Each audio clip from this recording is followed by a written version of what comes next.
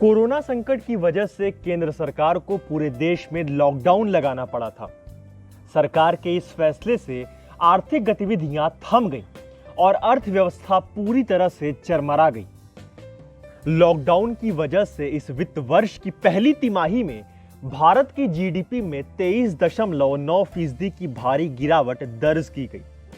ये भारत के आधुनिक इतिहास की सबसे बड़ी गिरावट थी।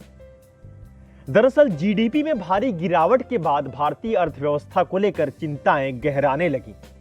तमाम रेटिंग एजेंसियों ने आने वाली तिमाही के लिए जीडीपी ग्रोथ के अनुमान पर कैंची चला दी। लेकिन इन सबके बीच केंद्र सरकार लगातार इकोनॉमी में तेज रिकवरी के लिए फैसले ले रही थी। कोरोना संकट के बीच 3 बड़े आर्थिक पैकेज का ऐलान हो चुका है, जिसके अब सकारात्मक संकेत मिल रहे हैं। खुद प्रधानमंत्री नरेंद्र मोदी अर्थव्यवस्था में जान फूंकने के लिए रणनीति बना चुके हैं। अब जीडीपी को लेकर रेटिंग एजेंसियों के सुर भी बदलने लगे हैं। एक के बाद एक रेटिंग एजेंसियों ने भारतीय अर्थव्यवस्था में उम्मीद से तेज रिकवरी का अनुमान जताया है।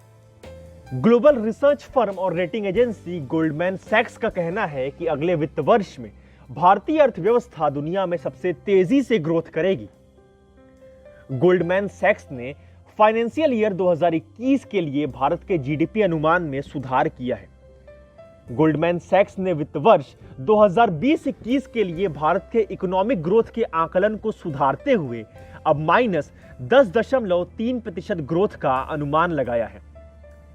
इससे पहले सितंबर में रेटिंग एजेंसी गोल्डमैन सैक्स ने भारतीय अर्थव्यवस्था में -14.8% गिरावट आने का अनुमान लगाया था। अब इसमें एजेंसी ने 4.5% का सुधार किया है।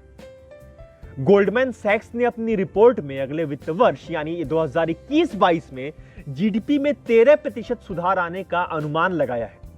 इससे पहले सितंबर में गोल्डमैन सैक्स ने कहा था कि अगले वित्त वर्ष में भारत की जीडीपी 10.9% सुधर जाएगी। वहीं रेटिंग एजेंसी मॉर्गन स्टैनली ने एक रिपोर्ट में दावा किया है कि इस वित्त वर्ष की दूसरी तिमाही में भारतीय अर्थव्यवस्था को अच्छा सहारा मिला है और इसकी वजह से अगले साल यानी 2021 में भारत की जीडीपी ग्रोथ रेट 9.8% तक पहुंच सकती है।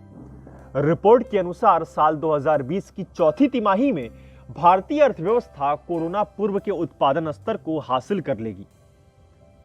इसके अलावा रेटिंग एजेंसी फिच ने कहा है कि वित्त वर्ष 2021-22 में भारत की विकास दर 9.5% रह सकती है।